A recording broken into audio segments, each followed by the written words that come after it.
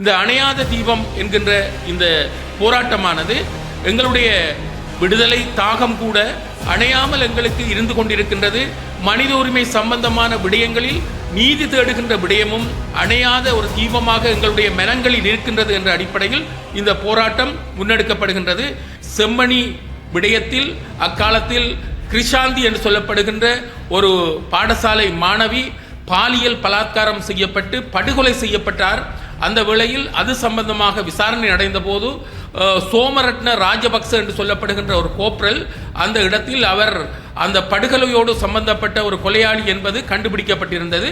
எனவே இவ்வாறான சாட்சியங்களை அவர்கள் அப்படியே மூடி மறைத்து விட்டார்கள். இந்த நிலையில் இப்போது மீண்டும் மண்ணை அகழுகின்ற போது எலும்புக்கூடுகள் வந்து கொண்டிருக்கின்றபடியால் இதற்குரிய சர்வதேச நீதி வேண்டும், சர்வதேச மேற்பார்வையில் இந்த புதைகுழிகள் அகலப்பட வேண்டும் என்கின்ற செயல்பாட்டுக்கான இந்த ஒரு முக்கியமான போராட்டத்திற்கு நாங்கள் அனைவரும் வலு சேர்க்க வேண்டும்.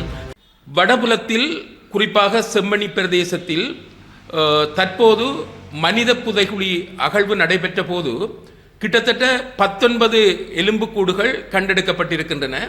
கண்டெடுக்கப்பட்ட எலும்புக்கூடுகளில் 3 சிறுவர்கள் அல்லது குழந்தைகளின் எலும்புக்கூடுகளும் இடம்பெற்றிருக்கின்றன. ஆகவே கடந்த சந்திரிகா அம்மையாரின் ஆட்சி காலமான 96க்கும் 98க்கும் இடைப்பட்ட காலத்தில் இப்படியான புதைகுழிகள் அமைக்கப்பட்டிருக்கின்றனவோ என்கின்ற ஒரு சந்தேகம் ஏற்படுகின்றது. இந்த விடயம் சம்பந்தமாக கடந்த யுத்தம் முடிவடைந்து கிட்டத்தட்ட 16 ஆண்டுகள் கடந்திருக்கின்றன. காணாமல் ஆக்கப்பட்ட ஒரு பிரச்சினை தொடர்ந்தும் தொடர்கதையாக இருக்கின்றன. அதே வேளையில் புதைகுழிகள் அகலப்படுகின்ற போது எலும்புக்கூடுகள் வந்து கொண்டிருக்கின்றன.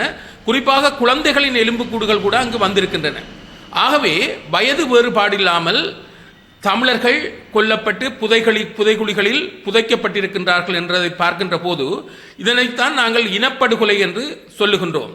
இந்த அடிப்படையில் பார்க்கின்ற போது தற்போது மக்கள் செயல் என்று சொல்லப்படுகின்ற ஒரு தன்னார்வ இளையோர் அமைப்பானது இந்த விடயத்தை சர்வதேசத்தின் முன்னிலையில் கொண்டு வர வேண்டும், இந்த விடயம் சம்பந்தமாக மக்களுக்கு ஒரு விழிப்புணர்வை ஏற்படுத்த வேண்டும் என்ற அடிப்படையில் அவர்கள் ஒரு செயல்பாட்டினை அணையாத தீபம் என்ற கருப்பொருளின் கீழ் மேற்கொள்ள இருக்கின்றார்கள்.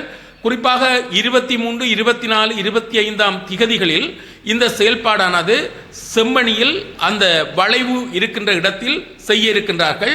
இது மனித உரிமையோடு சம்பந்தப்பட்ட ஒரு பிரச்சனை, மனித உரிமை மீறலோடு சம்பந்தப்பட்ட பிரச்சனை. இப்படியான பிரச்சனைகளுக்கு சர்வதேச ரீதியாக ஒரு தீர்வை காண வேண்டும், சர்வதேச நீதி கிடைக்க வேண்டும். சர்வதேச ரீதியாக அடுத்த கட்டமாக மேற்பார்வையில் இந்த புதைகுழிகள் அகலப்படுகின்ற போதுதான் உண்மைகளை வெளிக்கொணர முடியும் என்ற அடிப்படையில் இந்த மக்கள் செயல் என்று சொல்லப்படுகின்ற இளையோர் தன்னார்வ அமைப்பானது இந்த செயல்பாட்டினை 23, 24, 25களில் மேற்கொள்ள இருக்கின்றார்கள். எனவே இந்த இடத்தில் நாங்கள், அதாவது குறிப்பாக காணாமல் ஆக்கப்பட்ட உறவுகளை உள்ளடக்கிய அந்த தமிழ் சமூகம், இன்னும் சொல்லப்போனால் தமிழ் பேசுகின்ற சமூகமாகவும் இருக்கலாம், பாதிக்கப்பட்டவர்கள் நிச்சயமாக இந்த அவர்களுடைய இந்த போராட்டம், மனித உரிமை போராட்டம், ஜனநாயக ரீதியான 3 தினங்களில் நடைபெறுகின்ற போராட்டத்திற்கு எமது தமிழரசு கட்சி சார்ந்தவர்களும் ஆதரவாளர்கள் மற்றும் தமிழ் பற்றாளர்கள், தமிழ் தேசிய பற்றாளர்கள், அத்தோடு மனித உரிமை செயற்பாட்டாளர்கள் இதற்குரிய முழுமையான ஆதரவை வழங்க வேண்டும் என்பதை நாங்கள் கேட்டுக்கொள்கின்றோம். இந்த அணையாத தீபம் என்கின்ற இந்த போராட்டமானது எங்களுடைய விடுதலை தாகம் கூட அணையாமல் எங்களுக்கு இருந்து கொண்டிருக்கின்றது. மனித உரிமை சம்பந்தமான விடயங்களில் நீதி தேடுகின்ற விடயமும் அணையாத ஒரு தீபமாக எங்களுடைய மனங்களில் இருக்கின்றது என்ற அடிப்படையில் இந்த போராட்டம் முன்னெடுக்கப்படுகின்றது. இந்த இடத்தில் உங்களுக்கு தெரிய வேண்டும், வால்கர் டர்கர் என்று சொல்லப்படுகின்ற ஒரு மனித உரிமை சம்பந்தமான மனித உரிமை பேரவையின் ஆணையாளர் இந்த இலங்கைக்கு விஜயம் செய்ய இருக்கின்றார். பல தடுப்புகளும் மத்தியில் அவர் வெளியில் வருகின்றார், அதாவது இங்கு வர இருக்கின்றார்.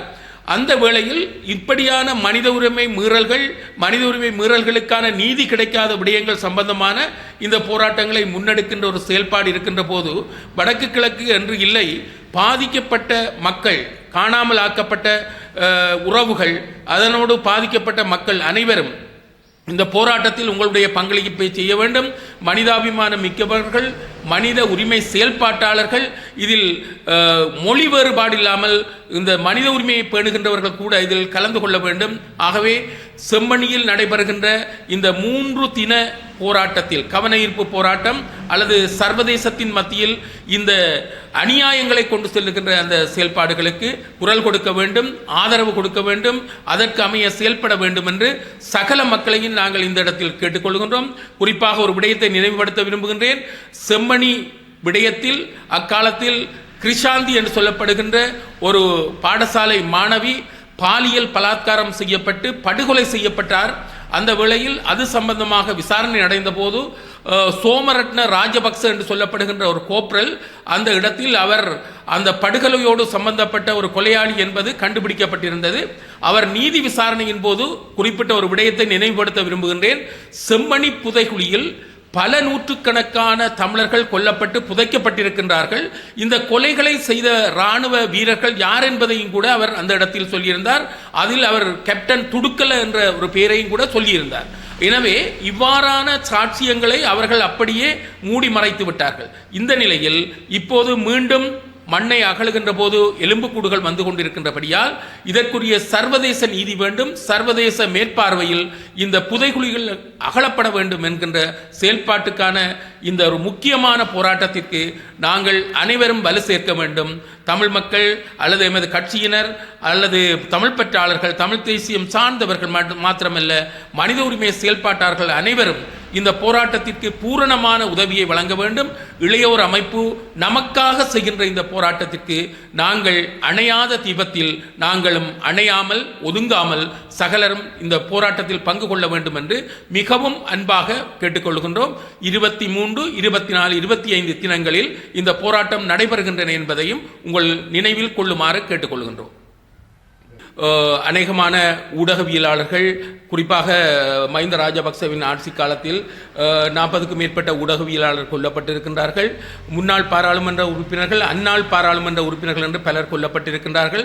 இந்த விடயங்களை வெளியில் கொண்டு வருகின்ற விடயத்தில் அரசாங்கமானது மந்தகதியில் செயல்பட்டிருக்கின்றது என்பதும் உண்மையான விடயம். குறிப்பாக சொல்லப்போனால் மஹிந்த ராஜபக்சவின் ஆட்சி காலத்தில் இந்த விடயங்களை மூடி மறைக்கின்ற செயல்பாடு நடைபெற்றிருக்கின்றது. அதாவது அவர்கள் சார்ந்தவர்கள் அல்லது அவர்களோட ஒட்டுக்குழுக்களாக செயல்பட்டவர்கள் இப்படியான கொலைகளை செய்திருக்க வேண்டும் என்கின்ற சந்தேகங்கள் கடந்த கால விசாரணையின் போது வெளிவந்திருக்கின்றது. தற்போதும் கூட இது சார்ந்தவர்கள் கைது செய்யப்பட்டு விசாரிக்கப்படுகின்ற போது இந்த படுகொலைகளோடு அவர்கள் சம்பந்தப்பட்டிருக்கிறார்கள் என்பது தெரிய வருகின்றது.